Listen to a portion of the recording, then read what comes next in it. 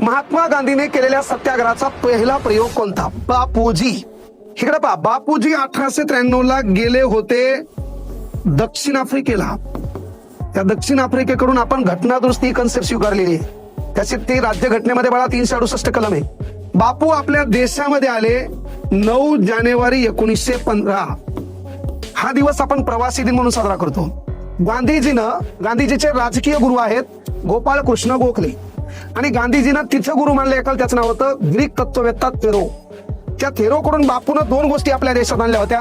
एकाचं नाव होतं सत्याग्रह आणि एकाचं नाव होतं अहिंसा. मग बापून वाटलं पहिला सत्याग्रह आपल्याला करायचा आहे. पण तो सत्याग्रह चालू केला बापून 10 एप्रिलला. 10 एप्रिल वर्ष 1917. कुठं बाबा?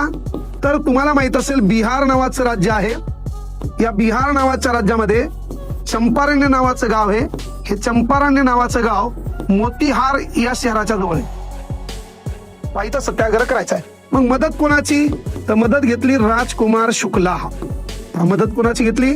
शेतकरी राजकुमार शुक्ला यांची मदत घेतली. हे बाळा, राजकुमार शुक्ला यांची मदत घेतली आणि राजकुमार शुक्ला यांची मदत घेऊन काय केलं तर त्यांनी हा सत्याग्रह सक्सेस केला.